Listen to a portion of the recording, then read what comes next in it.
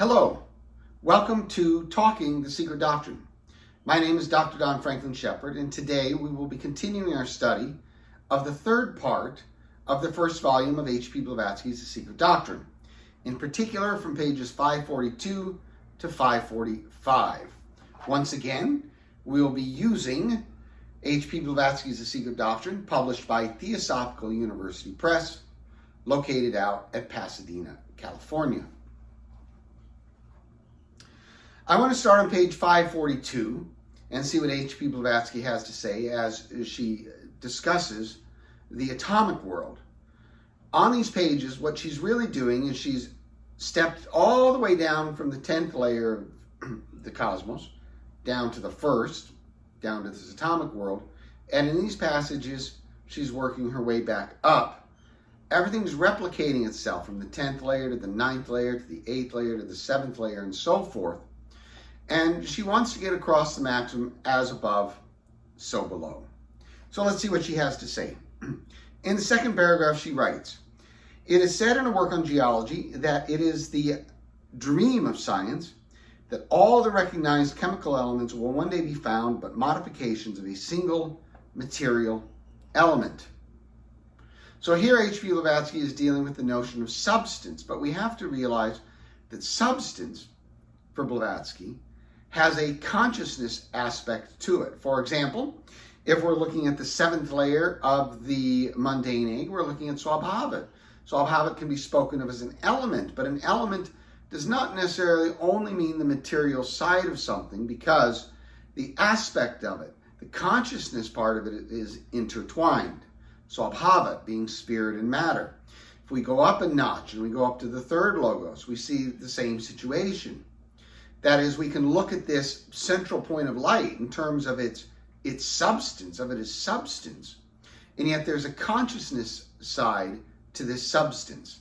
And if we work our way up to the second logos with Mula Prakriti, the darkness of space, it has this material side, but it's also bare subjectivity. And finally, if we go up to the first layer, to the first logos, to Parabrahman, to the Immaculate White Disk, yes, we can in one sense speak of it as a material element. We can speak of it as a substance. We can speak of it as this whiteness, as this white fluid that just fills the expanse of our vision. And yet there's a consciousness aspect to the Immaculate White Disk as well. She continues in the third paragraph. Occult philosophy has taught this since the existence of human speech and languages, adding only on the principle of the immutable law of analogy, as it is above, so it is below. That other axiom that there is neither spirit nor matter in reality, but only numberless aspects of the one ever hidden is. And so what we have is we have now reduced the notion of a substance to consciousness, which really is a very Yogacara Buddhist idea. The homogeneous primordial element, remember, element does not necessarily mean only material here. It's a substance with consciousness, is simple and single only on the terrestrial plane of consciousness and sensation, since matter, after all, is nothing else than the sequence of our own states of consciousness, and spirit an idea of psychic intuition. So, for example, if we're looking at Swabhavat as a substance with an attribute of consciousness, that consciousness, because it's the 7th, because it's encircling the mundane egg, is not perceptible to the states of consciousness as it actually exists, which exists beneath it. If we're looking at the Immaculate White Disk, we're swimming in this whiteness, in this light, in this brightness. But there's an attendant state of consciousness. But because it's the absolute for the tenfold world system, this series of states of consciousness that Blavatsky talks about cannot perceive the absolute consciousness of the Immaculate White Disk in the way that one's able to conceive of the states of consciousness beneath it. She goes on, even on the next higher plane, that single element, which is defined on our earth by current science as the ultimate undecomposable constituent of some kind of matter, would be pronounced in the world of a higher spiritual perception as something very complex indeed. So when one dives into the immaculate white disk and they're surrounded by the material part of the substance, because we're operating through a series of states of consciousness, we cannot perceive the absolute consciousness of the immaculate white disk. And yet, if one was able to, one would be diving into a complexity that is beyond what we're able to describe. Our purest water would be found to yield, instead of its two declared simple elements of oxygen and hydrogen, many of the constituents undreamt of by our terrestrial modern chemistry. And this really is the significance of pi, or 3.1415, in the secret doctrine, is when we look at pi, pi is irresolvable. And the irresolvability of pi means that we're gradually diving into the immaculate white disk through the central point, but everything keeps going. And when it keeps going, there's a new complexity added to the original complexity in which we were swimming. She continues, as in the realm of matter, so in the realm of spirit. The shadow of that which is cognized in the plane of objectivity exists on that of pure subjectivity. So here we're dealing with Mula Prakriti. We'll read again. As in the realm of matter, so we're dealing with the second logos here. So in the realm of spirit, dealing with the first. The shadow of that is Mula Prakriti, is the shadow. That's the second logos to the first logos, which is cognized in the plane of objectivity. That is, we're able to see Mula Prakriti on the plane of objectivity, but it's really on the plane of pure subjectivity. So we're able to see this material side of Mula Prakriti, but that doesn't necessarily mean that we're able to comprehend its subjectivity, because again, we're working through a multiplicity of states of consciousness, whereas Mula Prakriti, as it merges with Para Brahman, is much, much closer to the single and simple substance. The speck of the perfectly homogeneous substance, the sarcode of the Haeckelien Monera, is now viewed as the archibiosis of terrestrial existence, so forth and so on. This is first perceived by the astronomers in its third stage of evolution. There's the key for Blavatsky, the third stage being the central point. That is where, when we're looking up into cosmic space, we see that central point. We hook onto that central point. That central point appears against the backdrop of space. We journey on that central point. In this sense, the central point is the swan of time, back into the immaculate white disk. And in the secondary creation. So we have the third stage of evolution. This is the third logos. And in the secondary creation is a sevenfold mundane egg. And in this case, the seventh layer of the mundane egg, which is Swabhavat. Remember, a combination of a material element and consciousness. But the students of esoteric philosophy understand too well the secret meaning of the stanza. Indeed, they do.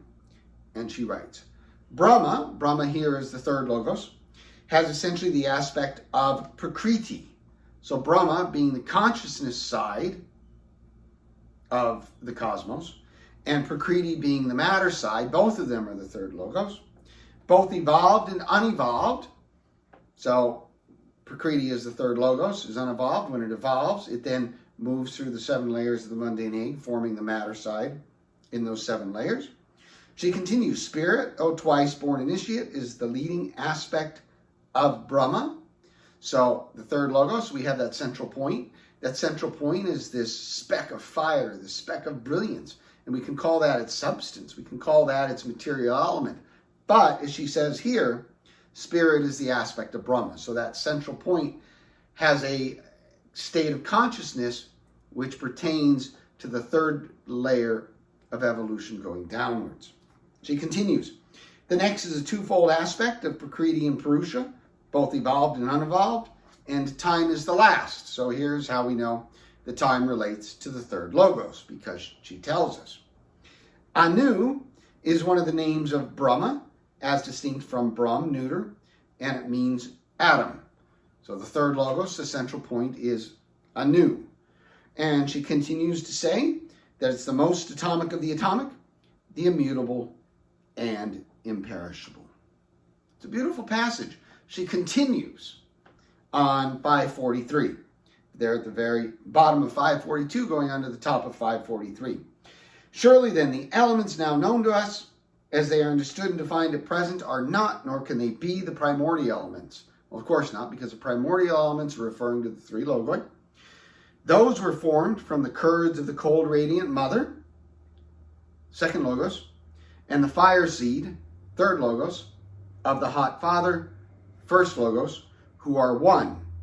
Or to express it in the plainer language of modern science, those elements had their genesis in the depths of the primordial fire mist.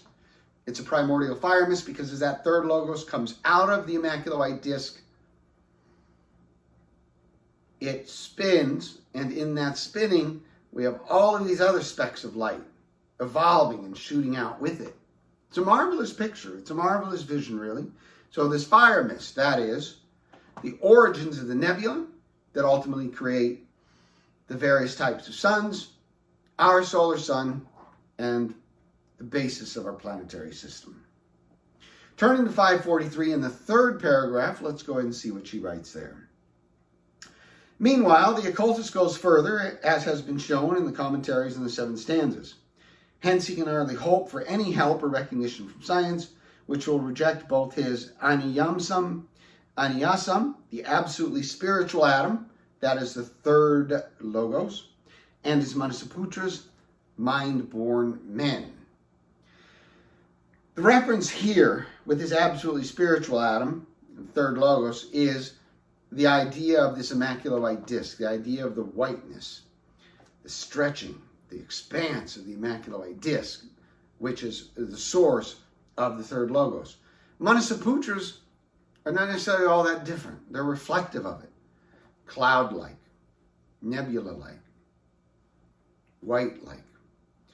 So we have a very secret, archaic reference here in drawing a link between the third logos and the Manasaputras who work under the third logos.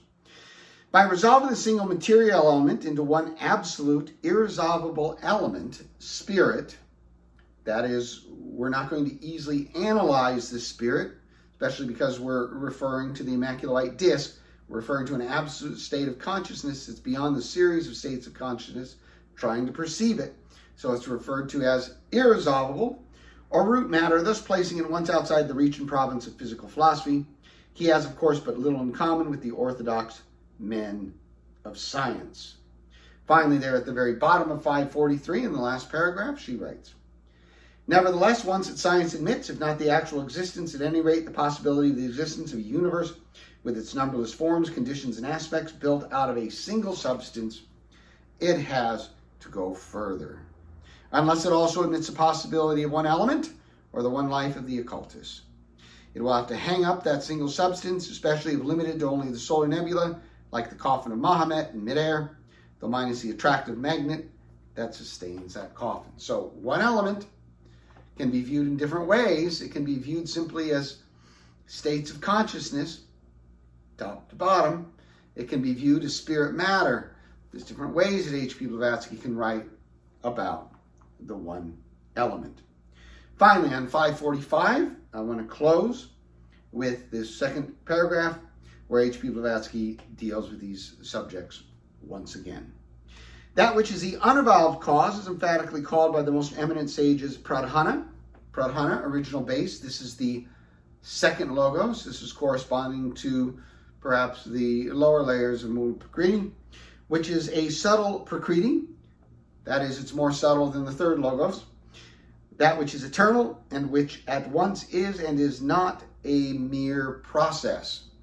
So it is and is not a mere process because it contains the substance, which is evolving, and yet it has these attributes of consciousness, which are also adding their own particular tag to that evolving substance.